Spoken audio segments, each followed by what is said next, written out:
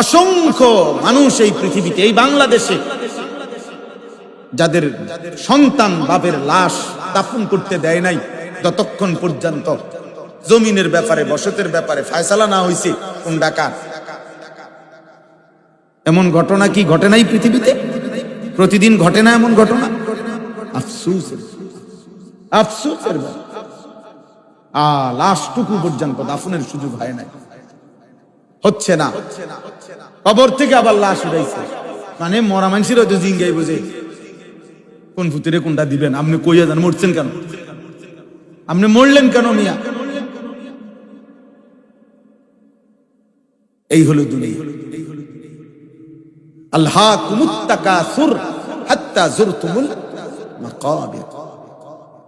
আল্লাহ বলছেন দুনিয়া বাড়ানোর নেশা তোমাদেরকে গাফিল করে দিবে। শাগালাকুম ফিদ দুনিয়া ওয়া আনসাকুমুল আখিরাহ। দুনিয়াতে ব্যস্ত করে দিল, আখিরাতকে ভুলিয়ে দিল। আল্লাহ বলেন এভাবেই একদিন পৌঁছে যাবে আল মাকাবির, কবরস্থান। কুরআনুল কারীমে এই একটা জায়গাতেই শুধু এই কবর এই শব্দ আছে, এই সূরাতে, আর কোথাও নেই কবর এই শব্দ, মাকাবির।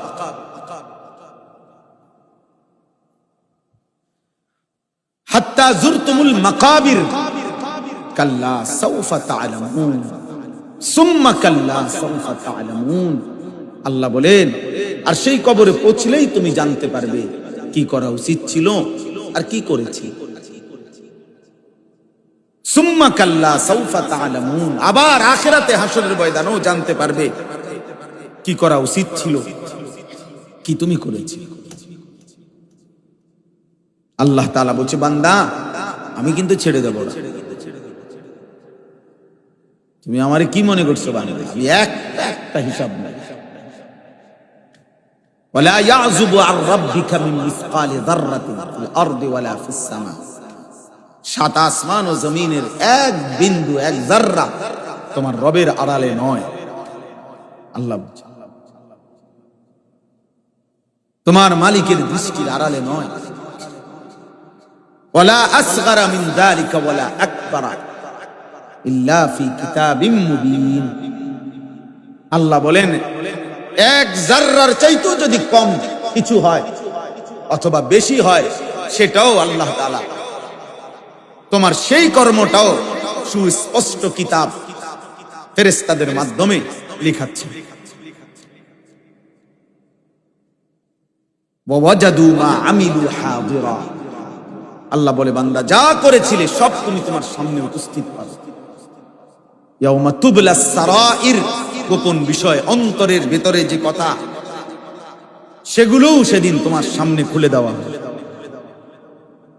কিয়ামতের দিন প্রত্যেকে জানবে, দেখবে কথাগুলো পর্যন্ত অন্তরে কি আশা দেওয়া। মুখে বলে নাই, নারী দেখে, ছবি দেখে, উলঙ্গ দৃশ্য দেখে, নর্তকী দেখে, হারাম দৃশ্য দেখে কি কি ভাবছিল দিলে দিলে। আল্লাহ বলেন সেগুলো আমি খুলে দেখাবো। আফালা ইয়ালামু ইযা বু'সিরা মা ফিল কুবুর ওয়া হুসিলা মা ফিস সুদুর। তোমার অন্তরের ভিতরের কথাগুলো আমি বের করে আনবো। আমি সব শুনেছি, সব জানি। ওয়া মা তুখফিস সুদুর, তুমি অন্তরে যা গোপন করছো বান্দা আমি তা জানি। ইন্নাহু আলিমুম বিদাতিস সুদূর, নিশ্চয়ই আল্লাহ তোমাদের অন্তরের যাবতীয় বিষয় পূর্ণ জানেন। তারা আমারে নাম নে বুঝ দিলেন, আমি নাম মেরে বুঝ দিলাম।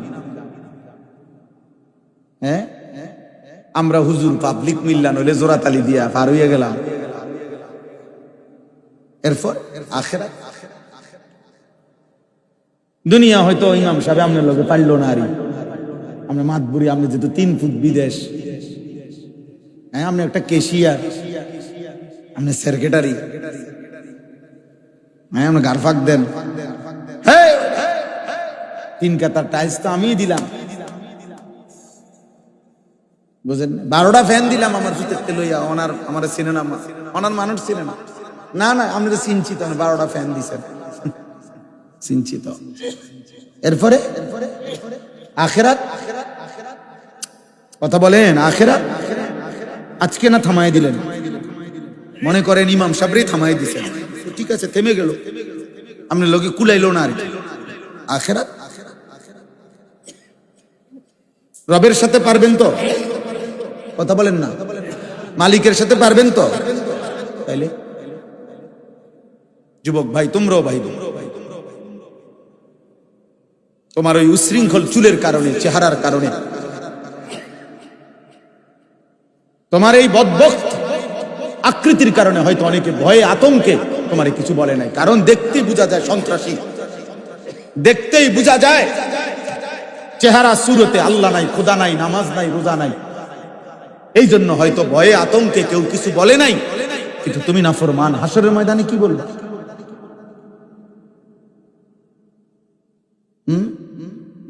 খুযুহু ফাগুল্লু সুম্মাল জাহিম সাল্লু।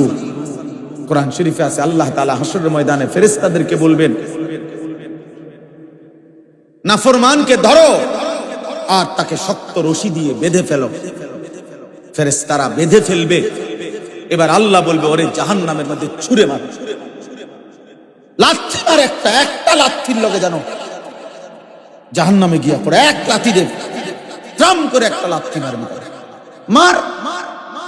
ফেরেশতা একটা লাথি দিবে, এক লাথির লগে গিয়ে জাহান্নামে, সুম্মাল জাহিম সাল্লু। হলা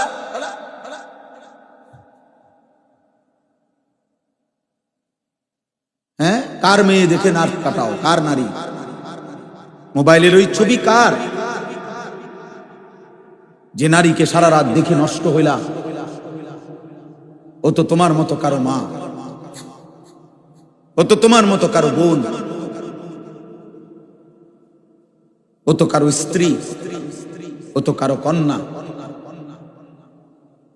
আর কোন ভদ্র বিবেকবান মানুষ, আল্লাহ নবী ওই সাহাবীকে, যুবককে বলছিলেন, যুবক তুমি কি চাও?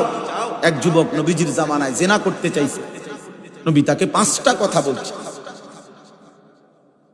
5 বার নবীজি তাকে জিজ্ঞেস করছে কাছে আইনা, যে যুবক আতুহিব্বুহু লি উম্মিক, এই জিনাটা তোমার মায়ের সাথে কেউ করুক, তুমি কি পছন্দ করো?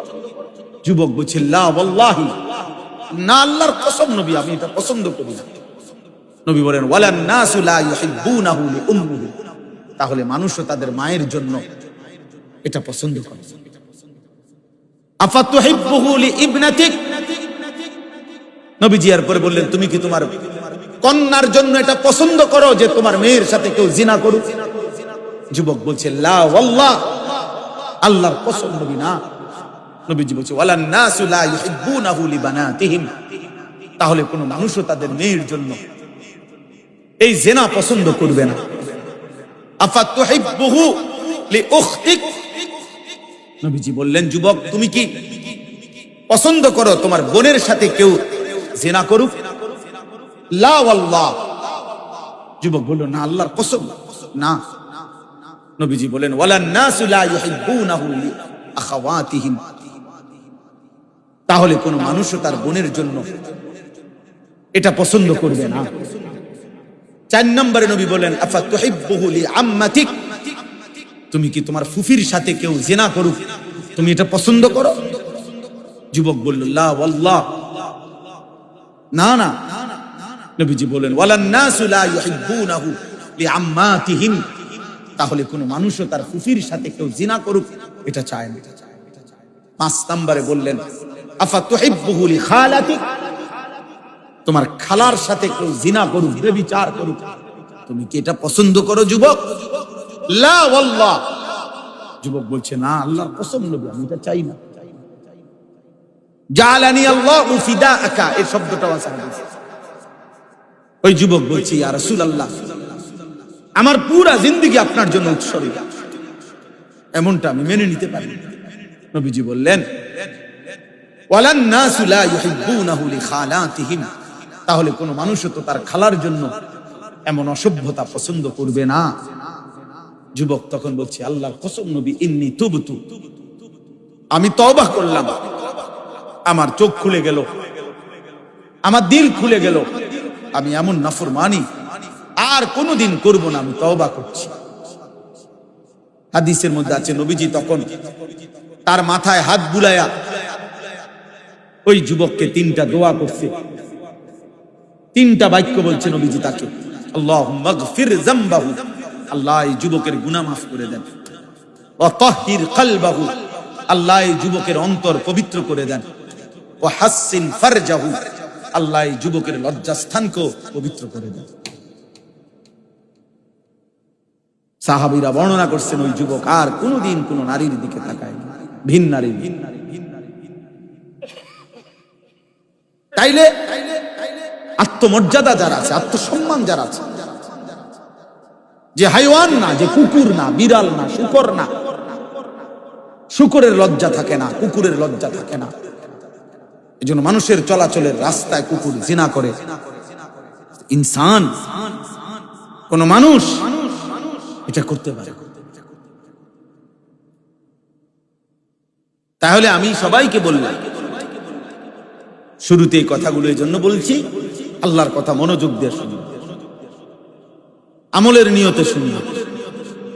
শুক্রবার আপনাদের মসজিদের যিনি ইমাম সাহেব জুমার খুতবা দেয়, উনার বয়ান মনোযোগ দিয়ে শুনুন। সব হুজুরে সারা বাংলাদেশে চিনতে হইব, এটা জরুরি। সব হুজুর জনপ্রিয় হইতে হইব, সব হুজুর একবারে বক্তা হইতে হইব সারা বাংলাদেশে। এটা কোনো কোরআন সুন্নাহ বলে নাই, আল্লাহর দয়া এটা। কেউ 10 জনকে বলবে, কেউ 10,000কে বলবে, কেউ একজনরে বলবে, অসুবিধা কি? কথা বলেন না। আল্লাহর জন্য বললে সংখ্যা কোনো কি নয়, সংখ্যা কোনো বিষয়। নবীজি সাল্লাল্লাহু আলাইহি সাল্লাম বলছে, কোন নবী কিয়ামতের দিন দাঁড়াবে, উনার সাথে উনার ঈমানদার উম্মত হবে 3 জন। কোন নবী দাঁড়াবে, উনার ঈমানদার উম্মত ইসনান 2 জন। কোন নবী দাঁড়াবে, উনার ঈমানদার উম্মত উনার সাথে থাকবে 1 জন। আমি নিজে পড়ছি রিয়াজুস সালেহিন, এই কিতাব হাদিসে আছে। আর কেউ দাঁড়াবে এমন, আল্লাহর নবী বলেন লাইসা মাআহু আহাদ, তার সাথে উনার অনুসারী ঈমানদার একজনও নাই, কেউ কালেমা পড়ে নাই উনার হাতে। তাহলে উনারা কি ব্যর্থ? কথা বলেন না কেন? উনারা নবীর থেকে বাদ। কোরআন শরীফে 25 জন নবী এবং রাসূলের নাম আছে, তো নবী রাসূল মোট 25 জন, তো বাকিদের নাম নাই যে উনারা ব্যর্থ? পুরা কোরআনে সাহাবীর নাম আছে 1 জন। কয়জন? যায়েদ, যায়েদ নবীজির পালক পুত্র, যায়েদ ইবনে হারেসা, যায়েদ, উনার নামটাই শুধু কোরআনে আছে, আর কারো নাম নাই, কোন সাহাবীর নাম নাই। তো উনারা সব ব্যর্থ? তো আবু বকর, ওমর, উসমান, আলী, ওনাদের আশারায়ে মুবাশশারার যে সাহাবী, একজনের নামও তো নাই, ফাতেমার নামও তো নাই, হাসান হুসাইনের নামও তো নাই। তো কি হইছে এতে? তাহলে বিষয়টা তো আল্লাহ গ্রহণ করা। এই জন্য আমি অনুরোধ করছি, মুরব্বী যারা আছেন, বয়স্ক আপনাদের কবুল, জিন্দিগি শেষ বয়স, উদাকাল ফানের খিলি না। আল্লাহর রহমতে হুজুরে খাইয়া দাইয়া জিফুত নাইনাত কিলো রে, আল্লাহর রহমতে বালা আছে। কিতা বালা? বাত কতটি নাকি? বাতের থালাটারে বালা কয়, কুত্তা লাউন্ডাই শুধু ভালো। অনেক বয়স্ক লোকের মানসিকতাই ভালো আছে মাশাআল্লাহ। তারা 3 জন আল্লাহর রহমতে বিদেশ, আপনার দোয়ায়। চারোগামাইয়াও বিয়া দিয়া লাইছি, বাড়িতে একখান বিল্ডিংও করছি আল্লাহর রহমতে। 4টা রুম, ভিতরে 2টা বাথরুম, বাথরুমও টাইলস, মাশাআল্লাহ। কামিয়াব চাচা, টাইলসে মতে কামিয়াব, সফল। আল্লাহর রহমতে তারা একজন ইটালি, কামিয়াব, ইটালি থাকে একজন। এর চাইতে বড় নিয়ামত আসমানের উপরে জমিনের, আসমানের নিচে জমিনের উপরে, এর চেয়ে বড় পাওয়ার। হ্যাঁ, তাহলে আমরা যদি মনে করি একজন সন্তান ইটালি থাকলে যদি এত বড় সফল হন আপনি, তো যারা ইটালি জন্ম নিছে মাথা না, হেরা কি কহলটা লই আইছে? যাদের বাপ দাদা 14 গোষ্ঠী ইটালি, মানে হেনে জন্ম নিছে তারা, তারা তো মনে পুরাটা কপাল, হ্যাঁ কোনো চোখও নাই, নাকও নাই, কপালের কারণ পুরাটাই কপাল। তারা নাক চোখ কোনো আরেকখানে। অতএব এটা কোনো কিছু না।